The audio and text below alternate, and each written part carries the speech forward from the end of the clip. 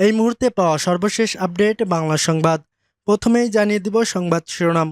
ঈদের দিনে কারাগারে কি খেলেন আওয়ামী লীগ নেতারা। এরপরেই জানিয়ে দিব সন্ধ্যার মধ্যে ঝড়ের পূর্বাভাস ১ নং সতর্ক সংকেত। আরও থাকছে কতদিন নির্বাচন ছাড়া থাকা যাবে প্রশ্ন মির্জা আব্বাসের। এরপরেই জানিয়ে দিব আগামী নির্বাচনে নৌকা মার্কা থাকবে না, কারণ জানালেন নাহিদ। এরপর জানিয়ে দিব ডিসেম্বরের মধ্যে নির্বাচন না হলে দেশে অস্থিতিশীলতার আশঙ্কা বিএনপির। এবং সর্বশেষ জানিয়ে দিব মিয়ানমারের সপ্তাহব্যাপী জাতীয় শোক ঘোষণা। শুনছিলেন সংবাদ শিরোনাম, এখন বিস্তারিত। তবে তার আগে অনুরোধ থাকবে আমাদের এই ভিডিওটিতে লাইক দিন এবং কমেন্টস করে জানিয়ে দিন কোন জেলা থেকে শুনছেন এবং দেখছেন। ঈদের দিনে কারাগারে কি খেলেন আওয়ামী লীগ নেতারা। গায়ে নেই কারাগারের পোশাক, কেউ পাঞ্জাবি, কেউ ফতুয়া বা টি শার্ট পরে কারাগারের উন্মুক্ত মাঠে হাজির ঈদের নামাজ আদায়ের জন্য। কেউ কেউ পরেছেন নতুন পোশাকও। স্বাভাবিক পরিবেশের মতোই কারাগারে থাকা আওয়ামী লীগের নেতাকর্মী সহ সবাই মিলে আদায় করলেন ঈদের সালাত। সোমবার পবিত্র ঈদ উল ফিতর উপলক্ষে ঢাকা কেন্দ্রীয় কারাগার সহ সারা দেশে মোট ৬৮টি কারাগারের আনন্দ ঘন পরিবেশ আসামিরা ঈদ উদযাপন করেছে।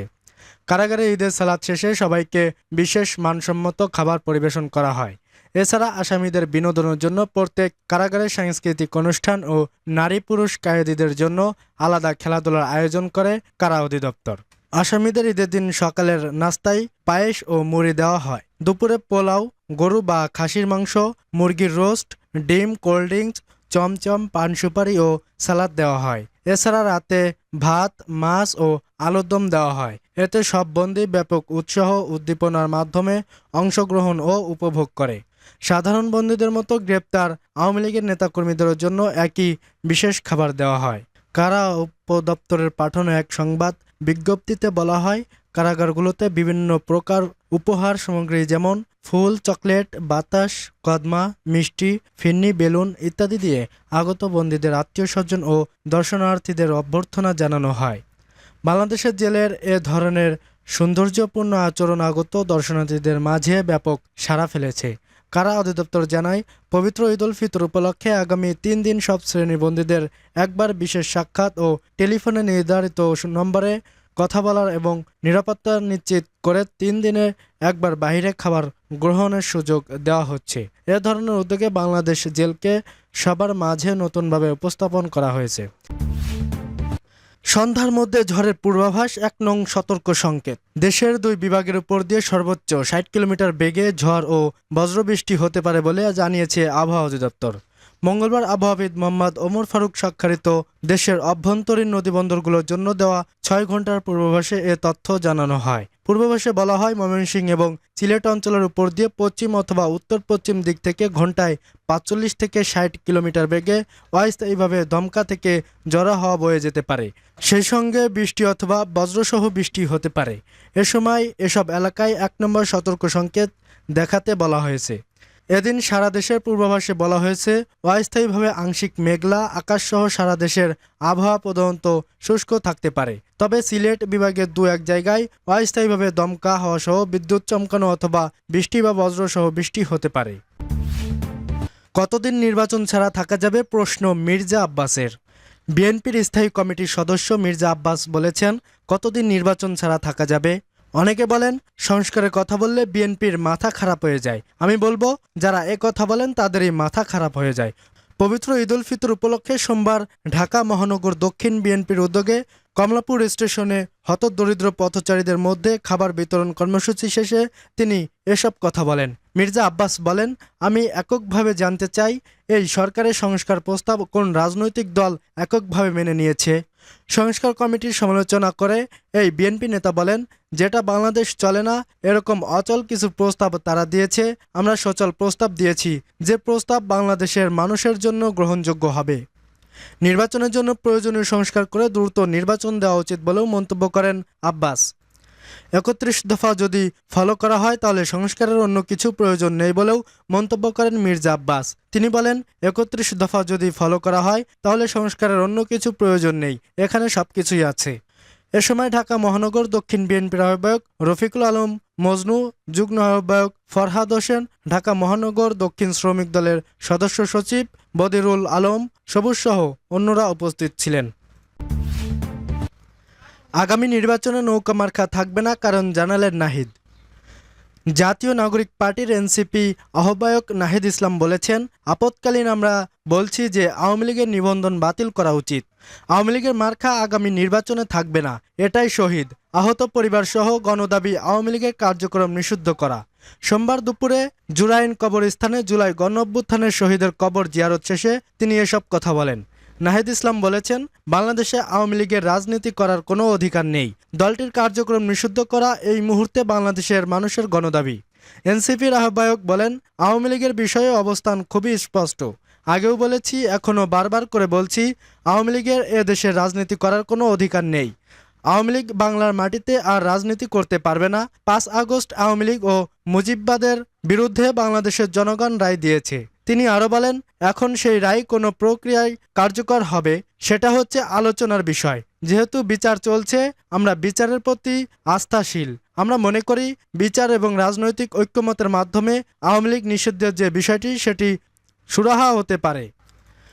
এনসিপির আহ্বায়ক বলেন, ঈদে আনন্দের মধ্যেও আমাদের মধ্যে দুঃখ রয়েছে, কারণ গণ অভ্যুত্থানে আমরা যেসব ভাই বোনকে হারিয়েছি, তাদের ছাড়া অনেকগুলো পরিবার ঈদ পালন করছে। সেই কষ্ট, সেই বেদনা ভাগ নিতেই জুরাইন কবরস্থানে এসেছি। এখানে ১০-১২ জন শহীদের কবর রয়েছে। আমরা কবর জিয়ারত করেছি, পরিবারের সঙ্গে কথা বলেছি। এই ঈদের আনন্দের মধ্যে পরিবারগুলো কেমন আছে, সেই শহীদদের স্মরণ করা এবং সেই পরিবারগুলোর কষ্ট ভাগ করা, যার জন্য মূলত আজকে এখানে আসা। ডিসেম্বরের মধ্যে নির্বাচন না হলে দেশে অস্থিতিশীলতার আশঙ্কা বিএনপির। নির্বাচন বিলম্বিত হলে অস্থিতিশীলতার আশঙ্কা করেছে জাতীয়বাদী দল বিএনপি। এজন্য চলতি বছরের ডিসেম্বরের মধ্যে নির্বাচন অনুষ্ঠানের দেন দরবার চালাচ্ছে দলটি। রয়টার্সের এক প্রতিবেদনে এ তথ্য জানানো হয়েছে। ওই প্রতিবেদনে বিএনপির স্থায়ী কমিটির সদস্য আব্দুল মঈন খানের বরাত দেওয়া হয়েছে। প্রতিবেদনে বলা হয়, বাংলাদেশের প্রধান বিরোধী দল বিএনপি ডিসেম্বরের মধ্যে নির্বাচন অনুষ্ঠিত না হলে অস্থিতিশীলতা এবং জনগণের মধ্যে তীব্র ক্ষোভ দেখা দেওয়ার ব্যাপারে সতর্ক করেছে। দেশটির বর্তমান সরকার প্রধান নির্বাচন ২০২৬ সালে গড়াতে পারে বলে মন্তব্যের পর দলটির পক্ষ থেকে এমন বার্তা আসছে। ছাত্র জনতার গণ অভ্যুত্থানে সাবেক প্রধানমন্ত্রী শেখ হাসিনা পদত্যাগ করে ভারতে পালিয়ে যান।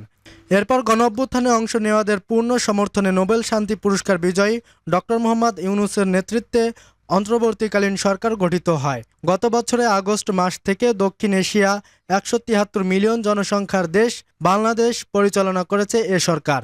তখন থেকে দেশে সব খাতে সংস্কারের দাবি জানিয়ে আসছে ছাত্র জনতা। এ দাবির মুখে অন্তর্বর্তীকালীন সরকারও সংস্কারে মনোযোগী। কিন্তু দেশের দুটি বৃহত্তম দল শেখ হাসিনা আওয়ামী লীগ এবং প্রতিদ্বন্দ্বী বাংলাদেশ জাতীয়বাদী দল বিএনপির উভয়ই গত বছর থেকে দ্রুত নির্বাচন চেয়ে আসছে। সম্প্রতি ডক্টর ইউনূস এক বক্তৃতায় বলেছেন, ২০২৫ সালের ডিসেম্বর থেকে ২০২৬ সালের জুনের মধ্যে ভোট অনুষ্ঠিত হতে পারে। এই মাসের শুরুতেই ছাত্র জনতা ও সাবেক উপদেষ্টা নাহিদ ইসলাম বলেছেন, পুলিশিং এবং আইন শৃঙ্খলা এখনও পুরোপুরি পুনরুদ্ধার করা যায়নি, তাই এই বছর নির্বাচন অনুষ্ঠান কঠিন হবে। কিন্তু বিএনপি চলতি বছরে গণতন্ত্রে ফিরে আসতে চায়। দলের সর্বোচ্চ সিদ্ধান্ত গ্রহণকারী কমিটির সদস্য এবং সাবেক বিজ্ঞান ও তথ্য প্রযুক্তি আব্দুল মঈন খান শনিবার রয়টার্সকে দেওয়া এক সাক্ষাৎকারে এসব কথা বলেন। মিয়ানমারের সপ্তাহব্যাপী জাতীয় শোক ঘোষণা। ৭.৭ মাত্রার ভূমিকম্পে মিয়ানমারের ২,০০০ বেশি মানুষ নিহত হয়েছেন। এ ঘটনায় মিয়ানমারের সামরিক সরকার এক সপ্তাহের জাতীয় শোক ঘোষণা করেছে। মঙ্গলবার দুপুর ১২টা ৫১ মিনিটে ১ মিনিট নীরবতা পালন করা হবে। ঠিক যে সময় শুক্রবার ভূমিকম্পটি আঘাত এনেছিল, প্রতিবেশী থাইল্যান্ডও ভূমিকম্পে অন্তত ২০ জন নিহত হয়েছেন। ব্যাংকক ফাটাল ধরা ভবন থেকে হাজার হাজার মানুষকে সরিয়ে নেওয়া হয়েছে। উভয় দেশের উদ্ধারকারীরা এখনও জীবিতদের খোঁজে তল্লাশি চালিয়ে যাচ্ছে। যদিও ভূমিকম্পের পর প্রথম ৭২ ঘন্টা অতিবাহিত হওয়ার পর কারো বেঁচে থাকার আশঙ্কা স্নান হয়ে যাচ্ছে। জাতিসংঘ বলেছে, ভূমিকম্প ৪ বছরের গৃহযুদ্ধের মধ্যে থাকা মিয়ানমারের ইতিমধ্যেই ভয়াবহ সংকট আরও জটিল করে তুলেছে। ধ্বংসযজ্ঞ সত্ত্বেও প্রতিবেদনে বলা হচ্ছে, দেশটির সামরিক নেতারা এখনও গণতন্ত্রপন্থী বিদ্রোহী গোষ্ঠীগুলোর বিরুদ্ধে বিমান হামলা চালাচ্ছেন। বিবিসির প্রতিবেদনে বলা হয়েছে, ভূমিকম্পের কেন্দ্রস্থল মান্দালয়ে বিদ্যুৎ নেই, পানি জল নেই, কিছু দোকান খোলা থাকলেও লম্বা লাইন এবং খুব ভিড় দেখা গেছে। এছাড়া ইন্টারনেট যোগাযোগ ব্যবস্থাও ক্ষতিগ্রস্ত। শহরটি পুরো ধ্বংসস্তূপে ভরা। মিয়ানমারের এই সংকটে সাহায্যের হাত বাড়িয়ে দিয়েছে মার্কিন যুক্তরাষ্ট্র, ভারত, চীনসহ আরও একাধিক দেশ। ভারত, চীন, মালয়েশিয়া এবং থাইল্যান্ড সহ অনেক প্রতিবেশী দেশ মিয়ানমারের আর্থিক সাহায্য পাঠিয়েছে। এর সঙ্গে সঙ্গে অনেক উদ্ধারকারী দলও পাঠানো হয়েছে।